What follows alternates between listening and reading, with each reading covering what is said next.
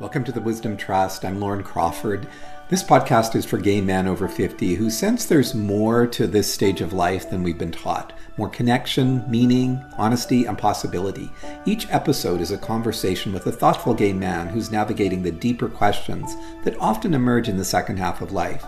Aging, identity, purpose, belonging, reinvention, community, love, and living consciously. These are not conversations about decline. They're conversations about becoming. I'm glad you're here.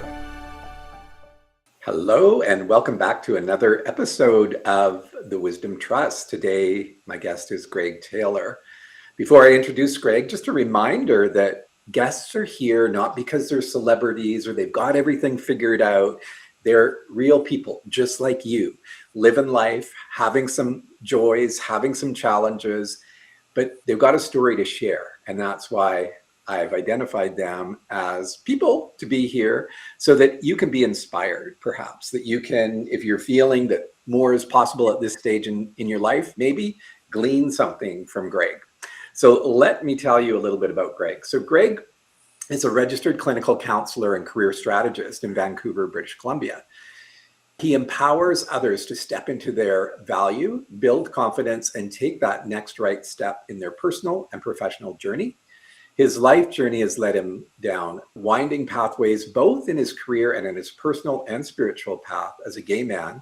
And he uses these experiences to inform and support his work with others. Welcome, Gregg. So I'm going to invite you to elaborate a little bit. Tell us a little bit more about who you are.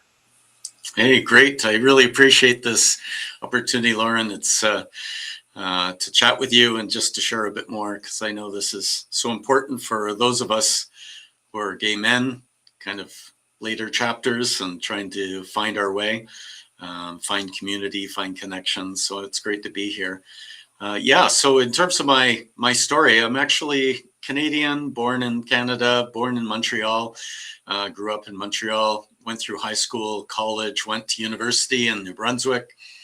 To University of New Brunswick before going back to Montreal to start some work, and then ended up in Winnipeg, then Calgary, and eventually Vancouver. So I've lived quite a ways across Canada, which has given me a great understanding of the diversity of this country.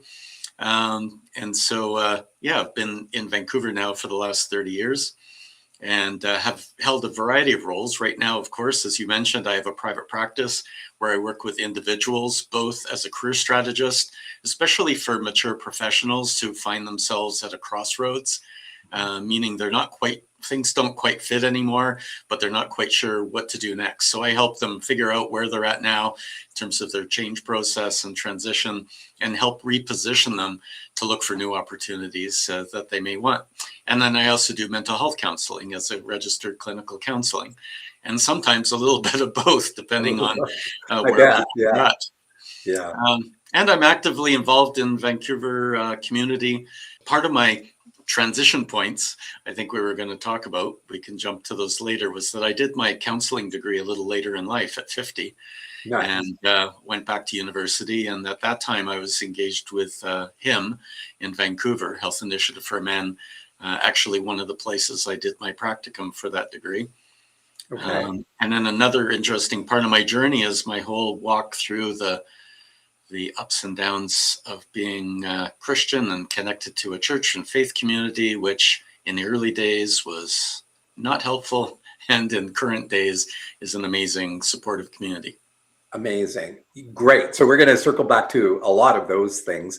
What I would like to come back to at this point is working with men at this stage in life. When you said that really resonated with me, because I've been doing a similar thing for the last couple of years. And one of the things that can happen, unbeknownst to a lot of us, when we hit midlife, there's this natural pivot that's attempting to be undertaken. I look at it, and I'd be interested to hear your perspective, as that deeper part of us, the soul, let's say, use that word, is kind of tapping on the shoulder and saying, you might want to check some other aspects out at this stage in life, because what got you here may not be the stuff that's going to necessarily springboard you forward. So I like that you reference that. I kind of look at it as revisiting purpose at this stage, because I think our values change a lot. Yes. And really what we're interested in changes a lot. So any comments on that before we dive in a little bit further?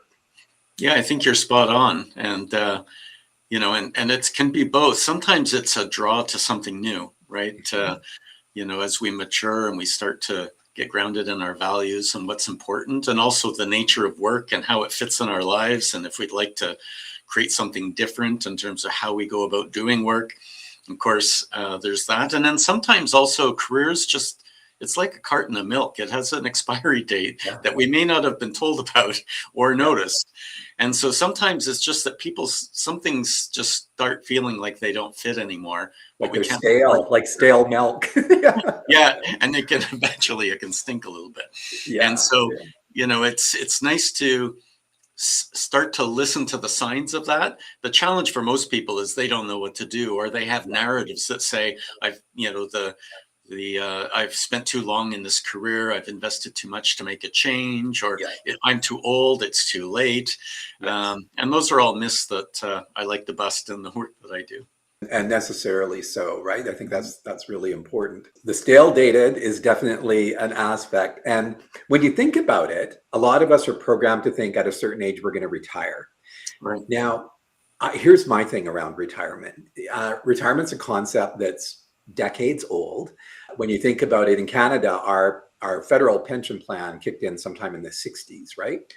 With that golden age of 65. And so we've been kind of programmed to believe that, we work and do our jobs, and then at 65 or somewhere around there, we're going to retire. And when we look at the context of that, was created in a time when people were doing all sorts of jobs, maybe jobs they weren't, enamored of.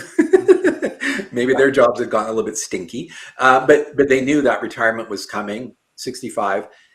And then back then, the reality was you'd live for 5 or 10 years, and then you were gone. So it was really this sort of respite from work, some relaxation time before your final days. Right. Well, I keep saying this, my mom's 89. Right. And if I'm going to live like my mom, she's very feisty, so she's not going anywhere. What would I do between the ages of 65 and 90, right? In this thing called retirement. So I think that's a whole other paradigm we need to kind of be considering. And that doesn't mean maybe take another job, especially if you don't like it. But to your point, finding what is lighting us up, and maybe there isn't a need for remuneration, but there needs to be something.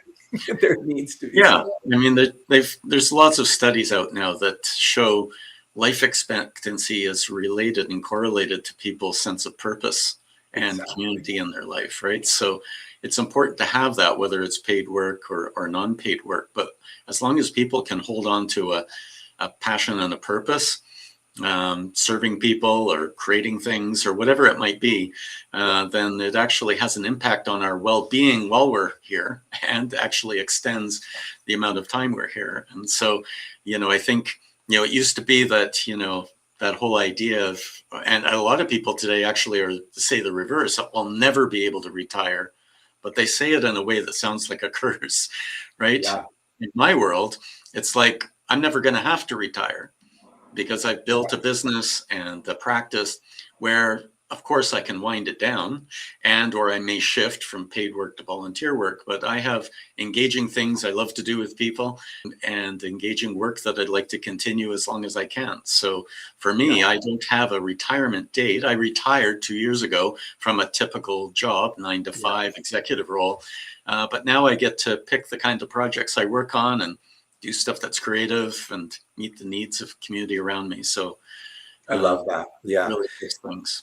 And that can be perhaps a little bit of a, an inspiration, a wake up call for some people. I did the same. I left a job after 25 years that I was like, no. And now I can do this sort of work, which lights me up, right? Let's pivot to the pivot. Let's begin. And you've shared a few already, changing careers at this stage, modifying, changing, having this pivot, which was probably earlier, around your connection to your faith and religion. So where would you like to go? What pivot do you want to indulge us with a little bit? Yeah, I mean, just, yeah, briefly for my kind of career trajectory, my original training was in marketing and sales. I had a business degree, and I got into that kind of channel in a larger corporation, but really didn't find a vibe for that. And then that's when I moved out west, and I ended up in these sales roles.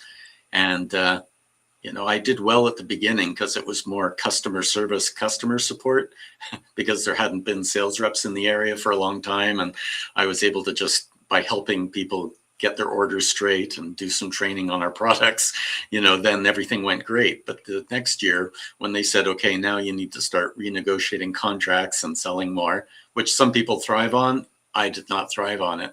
So I actually had a personal meltdown, career meltdown, and an emotional meltdown at that time.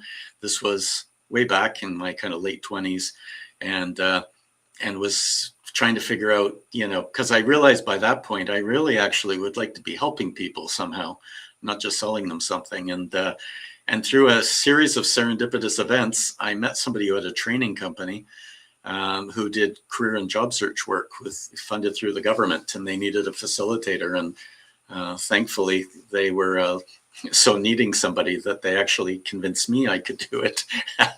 And so I got facilitating groups. And as soon as I was in there, it was like, oh my God, I found the magic of what I want to be doing. So I was able to use my old past degree to still help people write cover letters, describe themselves, all of that. And so I spent, 20 or more years doing that kind of work. And when funding for those kinds of programs, which I ended up bringing over here to Vancouver in my work, shifted, I decided to make a change myself. And I'd always wanted to do deeper work with people. So that's when at 50, I, about 12 years ago, went back to school, did my master's degree. Beautiful. From there, I ended up managing mental health programs in organizations, doing employee assistance programs, and being a leader with a large not-for-profit.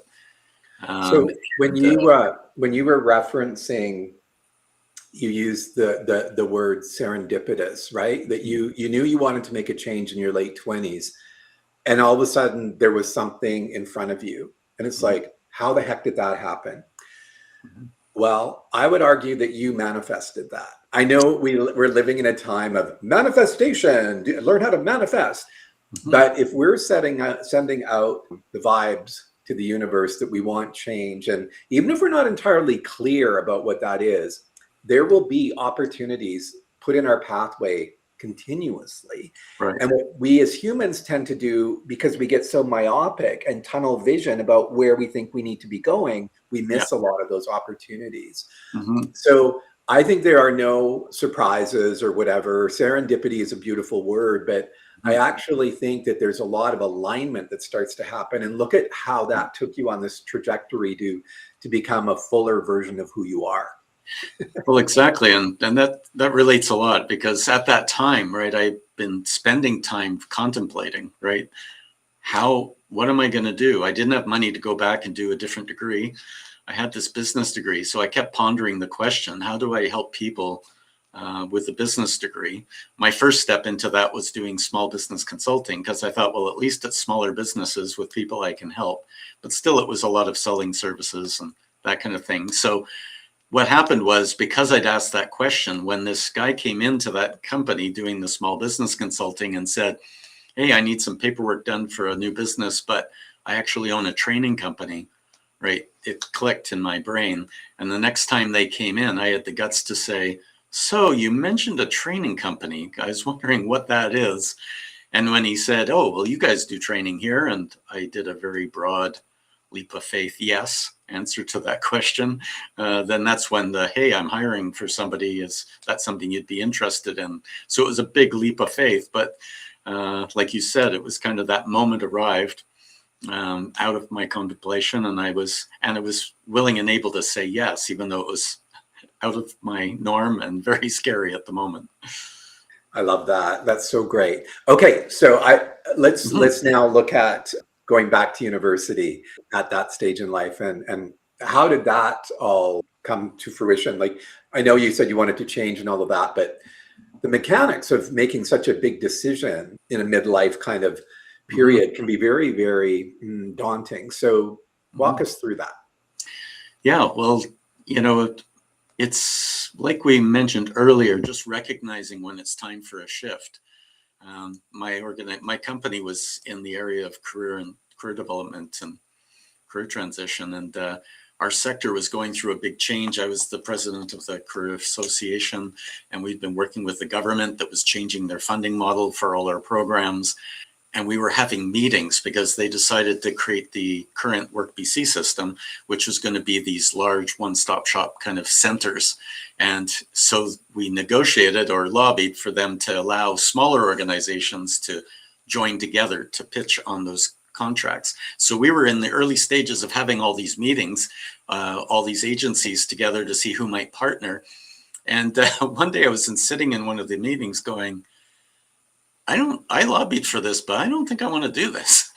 I don't think I've had it good doing the program I've been doing, and I'm not sure I want to be part of one of these bigger groups. And so one day I showed up at the meeting and said, hey, everyone, just before we go further, I'm going to step back from working to partner on the new system that's coming in. And I got shocked looks because it's like, wait a minute, you're the president of the association. You're supposed to do this. And then I had other people looking at me with that kind of look that said, was that an option? Is that a choice? And so in making that choice, it opened up my options to say, well, then now what do I want to do? And so I sold that business, and in that moment realized, okay, it isn't too late. And I wanted to plan ahead to my future. So that's why I thought, okay, I always wanted to get my master's in counseling, be able to be a clinical counselor, to do deeper work with people. And so I'm going to bite the bullet, take a bit of a risk, put some of my money where my plans are. And so I worked part-time and did my schooling online mainly, close to full-time, and just committed those couple of years, heads down, doing the work. And it unfolded a whole new chapter where I thought I might start a private practice after that.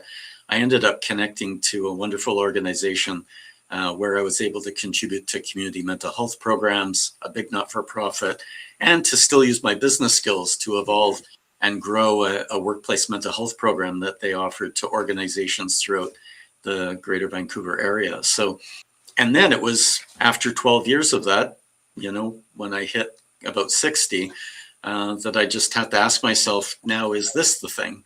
And right. Things were coming to a transition. I had a great right-hand person doing great work with the organization, and something inside me just said, I think, I still had pension I could earn there, right? There are lots of reasons to stay. Sure. The good news is they also wanted me to stay, and I loved the team there and the organization, but just something inside said, no, this is the time to use that degree to do the one-on-one work. And that, I had enough managing. I'd managed companies, programs, and people for 30 plus years. And so it just felt like time to kind of make some choices for myself, and haven't regretted a moment. There are a couple things there that I really want to emphasize because I think they're so important. You said that you took some of your money and, went back to school. And I think sometimes a lot of us get into that place where we think we can't afford to invest in ourselves at this stage in life. And I think that this is the best asset that we have, not the house, not the car, not the stuff, this. And when people are reluctant to invest in themselves, to get past that place in midlife where they're kind of feeling, anchorless or, untethered, whatever language you want to use, at a crossroads, and aren't clear.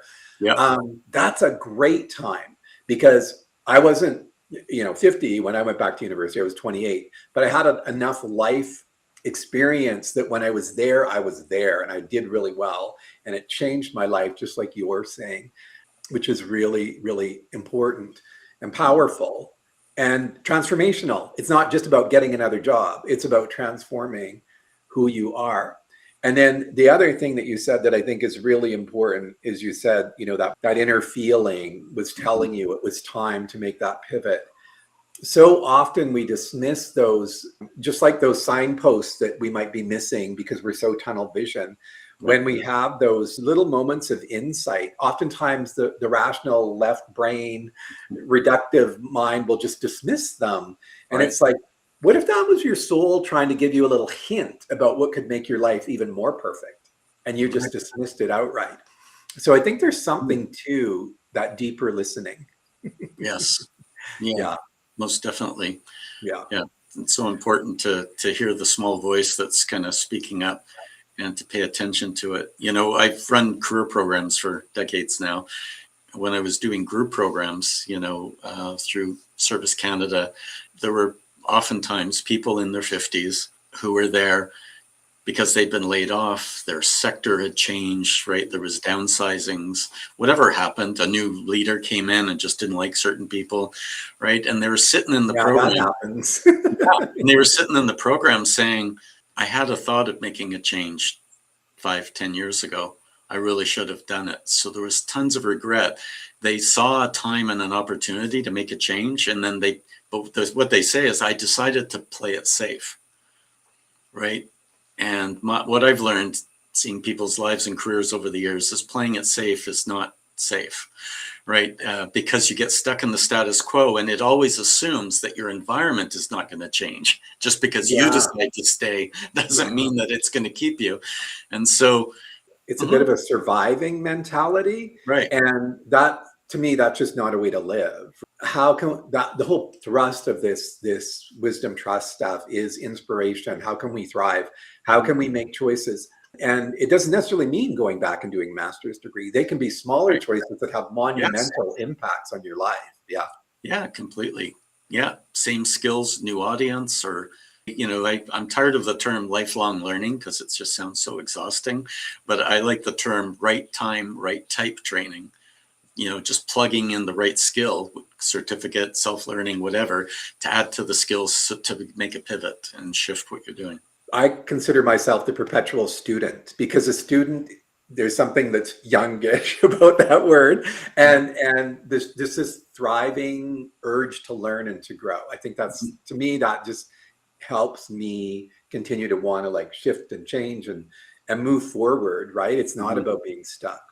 Right. So you go back, you make that pivot, and you start working less in the managerial capacity, the big running programs, to a little bit more of maybe one-on-one and group work. What did that change at this stage in life, give you some freedom from? So what did Hmm. you get to escape from in doing that? Yeah, I guess I got some freedom from the daily grind, so to speak, right? Mm, I love my work and the people, but still, you're showing up at set times for set meetings. You're part of meetings that you may or may not need to be a part of, but it's part of the process, right? Big client challenges, annual budget time, in a large not-for-profit was always a challenge because, you're always trying to spread the money around and yeah. where you get it from. And so there was a lot of that aspect of it that when I was kind of thriving in that space, it was a great challenge. But I recognized that, okay, this is no longer feeling like thriving in a challenge. This feels, I'm starting to feel some dread, right? And so being able to go out on my own allowed me to make some of my own time choices, but Mm, of course, not without risks, right? And yeah. so when you make a change like that, I had plans. Of course, I'd been thinking about how I might launch the private practice and all of that. But when you make you're signing forms that say, yes, I'm giving up any additional years of pension, and right, you're signing away it's you may grumble about your work, but when the pay shows up in your bank account every 2 weeks, right? Suddenly there's a lot of benefits to staying. But I pushed Yeah. through that period and off onto my own. But the transition took longer than I planned, even though I'm a transition expert and career expert. You Yeah. always think, oh, I've got it together. I know what I'm going to do next. But, the first month or two after I left the job, I just found out how tired I was. Isn't You know, that true? just, For me, I think it took about 3 months for me, yeah, and I do a lot of energy work, so it wasn't so much about fatigue in the right. body, but it was more like I needed to wash that environment Mm. Yeah. off, like it just needed to leave me, and yeah, Mhm. it was about a 3 month kind of, Yeah. because when you're involved in something for many years, decades, you don't realize how much that culture gets Right. stuck in you. Yeah. Right. And just the culture of drive and work and the certain tempo and scale. Right. And, and then after that, I realized, oh, I don't have anywhere to be right now. I have some time. I think I should travel. So I ended up taking a couple trips because I really wasn't feeling quite ready to get going. And then it was after those trips that then finally I said, okay, I've had my rest time, I've had my travel time, and I think I need to get something rolling before I lose too much momentum. And that's when I started to put the word out, create my website, got my network going and started to get referrals and working with clients. The taking trips thing I find interesting because I often say, well, so what? You're going to retire and then you're going to take what? A bunch of cruises every year and do your gardening? Yeah. For how many years? Like at some point, that's going to become tedious too, right? So how else can you be? Well, and part of it was, I've got some time, not a lot of money, but a little gap. And who says how long we're around? So I'm taking this moment with the time space. Right? I don't think I'd take longer than a 2-week, maybe 3-week trip in the previous couple decades, right? Yeah. So this enabled a good long trip to the Philippines, overseas, and then I did a 2-month road trip across Canada and the U.S. A couple years ago. So it was a great bucket list. Couple trips that I wanted to do, and I've got that bucket list. Cabot Trail, I never did when I lived in Ottawa for all those years. It was so nearby. And same Gaspésie moved up in through northern Quebec. Stunningly beautiful. Never did that either. Yeah. So now it's on my list. I got those both in on the road trip all the way through Newfoundland. And just a little plug for Newfoundland. Once I was there, I agreed to be their official ambassador because it is a big island with spectacular environment there. Everything from mountains that rival Alberta to beautiful coastal fishing towns. So it's an amazing place. Very picturesque and beautiful people. Yes. Find the Wisdom Trust on school.com/the-wisdom-trust/about.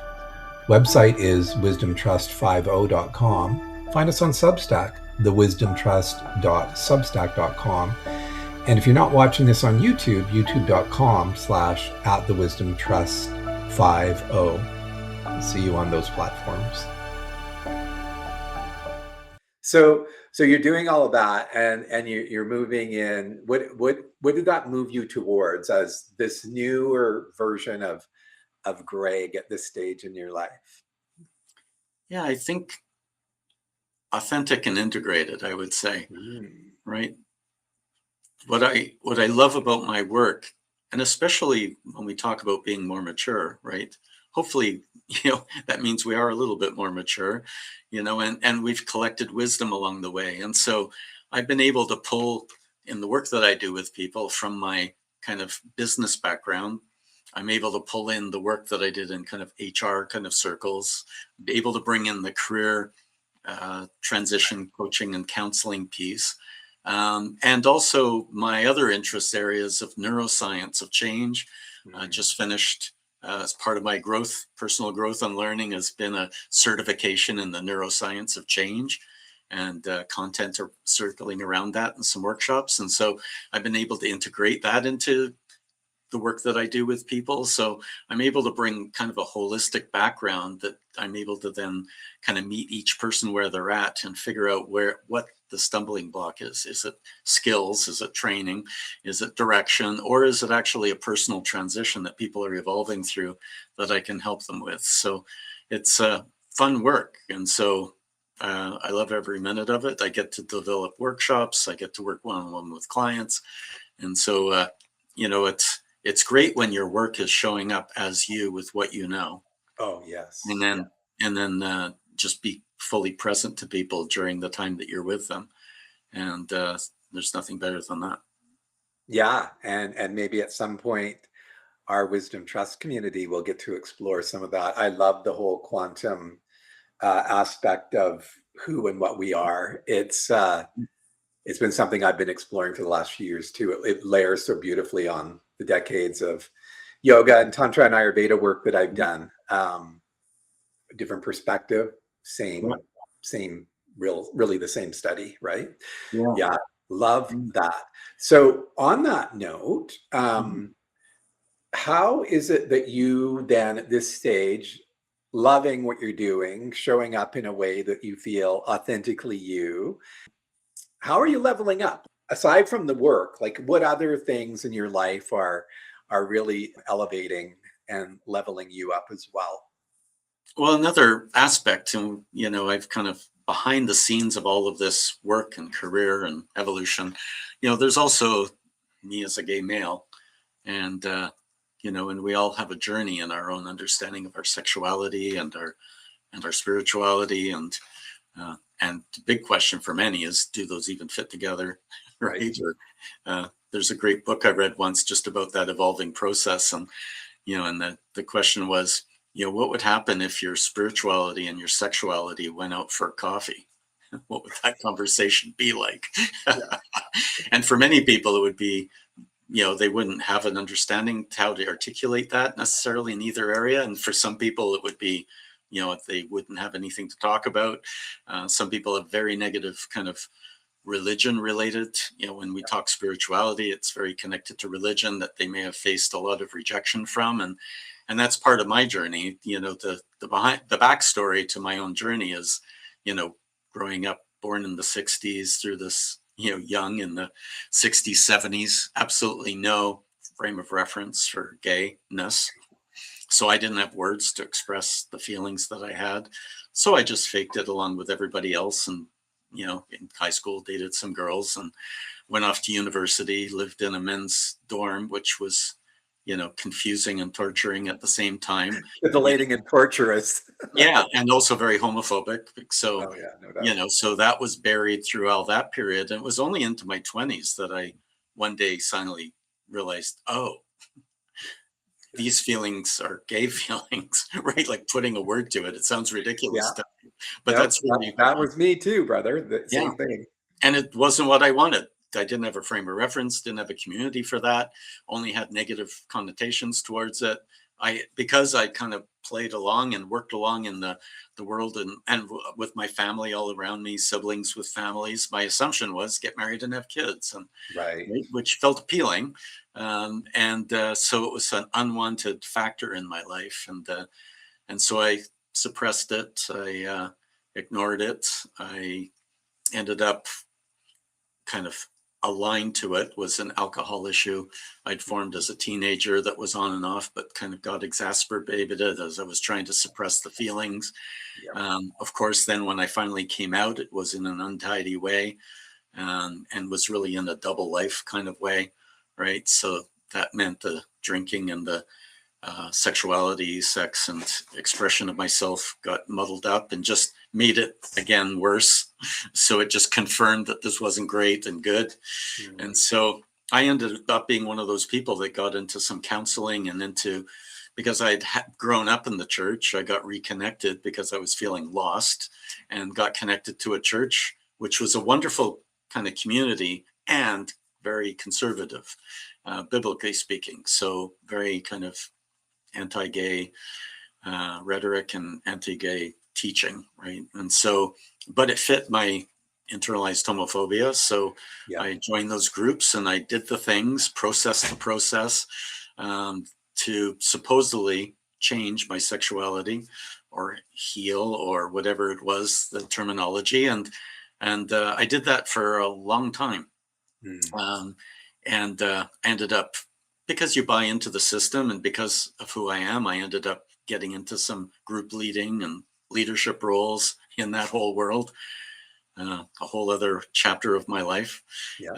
to the point where I finally realized one day, this is unauthentic. Yeah. I'm telling a story, I'm telling a narrative that actually isn't true. And so, Do you recall, I don't know if it was a moment or if it was an accumulation of moments, but yeah, do you recall that where you just kind of like, okay, I can't do this anymore? Like what would that feel like for you? it was terrible. And it was, you know, of course, a moment of freedom, but it didn't feel like it because it was a moment of loss because I built, church connections and group people and a cohort of friends and people I was friends with um, that were wonderful people and equally misguided as I was.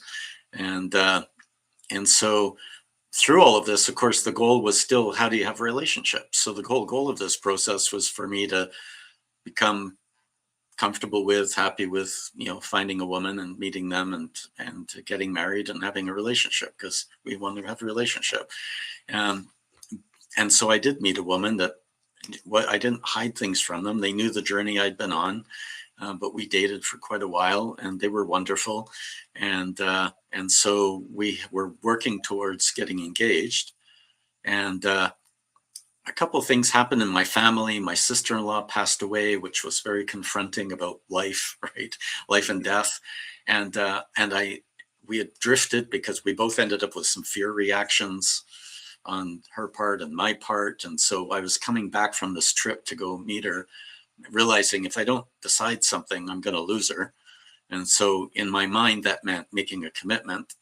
And so I was driving to this meeting and I was going across the bridge to the North Shore from Vancouver. And the way I tell it is that, I was shaking so hard, I almost drove off the bridge. My body was shaking so hard. And the little voice came to me that said, I don't think this is supposed to feel like this. Right? This glorious moment to commit to a relationship. And so I got to the meeting and had to say, this is not going to work. This is, Wow. I want So this. you headed out thinking it was going to be one conversation, and then your body said that's not going to happen. Yeah. Or something. Thank God. Yeah. Yeah. Yeah. And, Wow. and so what a horrible, it's me, it's not you, all of those horrible things you say. And so I walked away from that. And because so much of my sexuality process had been wrapped up with the whole God and church thing, in that moment, I yelled, but if not out loud inside, I hate God. Mm. And then just after that, a little thought popped in my head that said, I actually hate the God of my understanding. Yeah. And God is way bigger than my understanding. Yes. And so I made a deal with God. What you've been taught is Yeah. of God. Yeah. It's just the framing and the paradigm I was caught up in. And so in that moment, I held on to that thought. And then I just said, God, you're going on the shelf. It's just too close. It's too painful. I'm angry. I'm hurt. And I need to figure myself out. So I'm putting you on the shelf. And thankfully at that time, because by then I had recovered from my alcohol addiction, I'd been through treatment and recovery and was doing well, generally speaking, in other areas of my life. So I decided it was just time for me to be well. And that just meant make well choices. It meant also not choosing to come out, to date, to go to clubs. I knew that wasn't the immediate solution. I really needed to find my center and what I wanted. And so I just took a break from everything, went to the gym, ate healthy, made healthy lifestyle choices, and then emerged from that a couple of years later, where I was able to start asking the question, okay, now what? By then deciding that, yes, I'm gay. Yes, there needs to be a journey for me to come out. I want to do it in a healthy way. I grew up in the church. It's part of my history. And so in other words, and I had a true spirituality that was a part of all of that. Yeah. And I couldn't ignore it. And so there was a period where it started to awaken and started to ask questions like, what could my spirituality look like? And not have to split it off from who I am as a person and as a gay man. And so that set me off on a wonderful journey forward to reconciling those elements of myself. Nice. And I know, because we've already spoken about this, that you have a lot of fun at this stage in your life. Tell us about that. And I know a lot of it is connected to your commitment to your church and your faith. Yeah. Yeah. Well, I mean, a lot at the end of that whole process, I ended up connecting with St. Andrew's Wesley United Church here in Vancouver, BC, 100%, 110% inclusive and affirming congregation, gay ministry staff, a complete wonderful blend of ages, stages, straight, queer people, and so really found a home, a social home, and a faith home, spirituality home, but without all the constraints and the old baggage and archaic understandings of old scriptures. And so I'm part of the gospel choir, love singing. It's one of my spiritual practices. It's physiologically, it's deep breathing and a focused intent, right? Where you can't think about life and your challenges when you're trying to hit the right note. I also co-lead and help one of the ministers lead our LGBTQ spirituality group. And over the years, been helping to guide many people, especially gay men, who had similar backgrounds to me, who were mistreated by the church and were harmed by that, but who also still had this spiritual dimension to them and were looking for a way to express it. And so being able to help people come out of their kind of religious trauma and be able to reconnect. And not that this is where they have to be, or that Christian church has to be the way they express it. Many people find other areas, but it's the culture and the place that I'm part of. And so many people come and just find freedom and then go their own way. And then other people, find a home and say, no, this is the expression of faith and spirituality that I'd like to hold on to. And they become part of the community here. So we have social activities and meeting groups and things that I love to do as a volunteer. And so those are just a few of the things. And along that whole way, after that whole painful journey of coming out, I met a wonderful partner. And so I have a partner. I've been together for 17 years through all of this emerging state that I've been in. And so that's been a wonderful part of my journey too. So life is good on the personal front, on the community front, and on the work front. What I love about this navigation of faith and Christianity and arriving where you've arrived is now, like, what a gift that you can serve others who are confused and not clear about how do I how do I navigate this stuff that is part of me, and maybe I still want it to be part of me, but I don't want it at the expense of my identity, right? So 100%. I think that's just a beautiful, beautiful. I can't even imagine, how many lives you've impacted in a way that, priceless. It's beautiful. Yeah, and it's a redemptive process for me where, I was misguided and then I misguided other people at an earlier phase. And so this allows me kind of as a redeeming act to help people integrate and accept their sexuality fully on a deep level and know that they can have a deeper kind of cosmic connection in terms of their spirituality too, and that we can be whole in who we are. And you and your partner celebrate your faith together, or is your partner Christian as well? Yeah, well, they like to say a recovering Catholic, so which is a little hard journey for them. So they aren't active as much as I am, but on a personal level, we have a very shared understanding of faith and spirituality that we share together, and so our values related to our families, values related to other people and how we treat people and towards each other in our relationship. And on the spiritual level, we're connected, although they aren't as connected to kind of organized events and religion as I am. Right.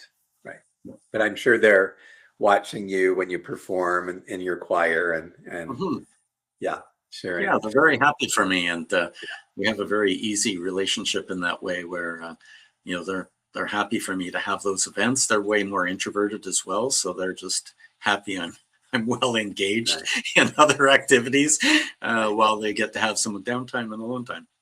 Beautiful. Well, that was great. We're going to pivot into the final segment here, which is really about wisdom. You used this word earlier, at this stage in life, there is a lot of wisdom we can draw upon. Mhm. Ergo, the wisdom trust. That's my belief too. All of these experiences that we have, the good, the bad, and the ugly, they teach us. Their life is our teacher, right? In so many ways, and a lot of that does become wisdom. So, Mhm. what would you like to share with folks who are listening or watching, and maybe are at that place of a crossroads, aren't entirely sure what the next years or decades are going to look like and feel like? Is there anything you would like to impart? Sure. Yeah, and just on that note, the idea of wisdom, I heard somebody say that wisdom is a memory, but without the emotional baggage, Mm, right? Which means those impactful moments, positive and or negative or harmful, from our past can be kind of refined and yeah. turned into a wisdom that we can share with others and carry forward. And so, yeah, for people who are at a crossroads and looking at this, uh, you know, there's still time ahead for one thing. And so, you know, I'd rather my days be a reflection of my future that I'm working towards and building than reflection of the past, Mhm. right? In other words, a lot of people live out of the past and continue to kind of recreate the past because they're caught in old loops, old beliefs, old careers, old patterns that they just continue to repeat because we become very conditioned and habituated into our life, right? But oftentimes there's events, um, signals or signs, small voice that comes up that say there might be something more, or maybe it's time for something to change, or maybe this pattern isn't healthy. How do I choose something different? And that may be just a signal that now's the time to listen, and yes, to get help from the outside. Of course, that's something that I do, but also to take some time with yourself and find a good book that has journal prompts in it, or have a good conversation with a close friend or a mentor or an elder or somebody to say, I've got these feelings coming up that something needs to shift for me.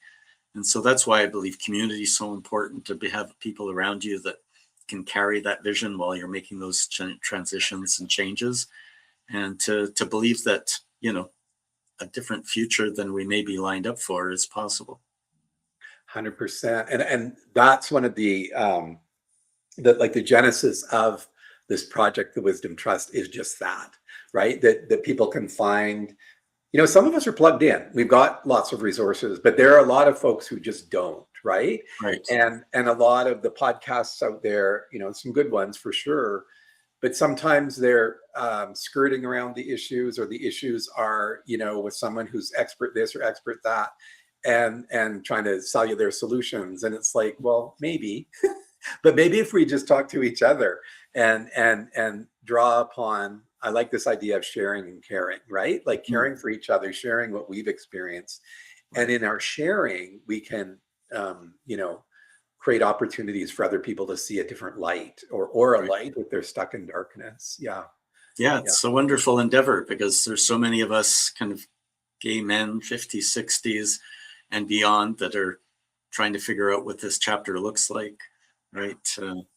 You know, our community is deep and has deeply caring people, but also has lots of superficiality, which Yeah. can be fun and engaging at different times. But, there's a time for everything under the sun. And we may find ourselves still trying to cling to a past that no longer fits the reality of our values and our stage and what's really important to us. And not everyone may always know how to make that shift into this next chapter. And so I think the work that you're doing through this project is really wonderful and much needed in the community. Yeah, thank you. And this isn't about me. This is about, Mhm. creating a space where we grow something here collectively. That's really, really important. So Greg, Mhm.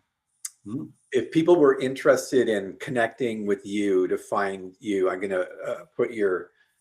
your website on the screen there. So Yeah. I'll just Yeah. say it out loud too for the podcast listeners. Greg with two G's, Taylor, TAYLOR.ca. What will they find there? What will our audience find there? Well, I speak to a few different audiences. I have 3 service areas on my website. Talks a bit about me and my background. I have a section on counseling, the mental health counseling that I do with people. I have a section on recovery coaching because of my training and coming out of my own recovery journey. I support people as a recovery coach, and for people who have been addicted to alcohol or substances, past or present, who are looking for a journey to freedom, and also the career coaching and the career transition counseling that I do. You can also find me on LinkedIn. I'm happy to connect and to direct message through LinkedIn, and you'll see my profile there. That's very much oriented towards professional at a career crossroads for my niche there on LinkedIn. And also the group that I lead here, co-lead here at the church, is called The Word Is Out. And it's at St. Andrew's Wesley United Church on Nelson and Burrard in downtown Vancouver. We have services that are online for those who live at a distance for our Sundays, and happy for you to connect if you have questions about that or just want to learn more about that dimension of my life or more about our community here. Wonderful. That's great. Yeah, and you can follow up too by way of the comments where you're listening or watching this. We'll track those clearly. So I want to thank you, Gregg, for being here and sharing your insights, your experience. You've had a very interesting journey. So I really appreciate you taking the time to share it with us. Yeah, well, thank you again for having me. It was great. And it was a great process to be able to share some of my journey like this and kind of on the various levels. And nice to think back around where I've come from and where I'm at now, and just to recollect some of that. And yeah, if people do want to reach out, I thought I'd just mention, my email is Gregg, Gregg, at greggtaylor.ca. Beautiful. Wonderful. All right. Thanks again. Thank you. Thank you to our guests today, and thank you for listening. If what you heard landed with you, if you felt seen, heard, inspired to make a shift, I want to hear about it. Get back to me on one of our platforms or where you're listening to or seeing this. And if you know another man over 50 who you think would benefit from hearing this, share it with them, please. This community grows when we show up for each other. You can find more essays on these topics, reflections and such at our Substack account. Watch for other content on our YouTube channel, and stay connected to us through our school platform. This is where we engage and are building our community. Remember, the second half of life isn't the beginning of the end. For many of us, it's the moment life finally begins to open up. You're not alone in this. We're in it together. I'll see you next time on The Wisdom Trust.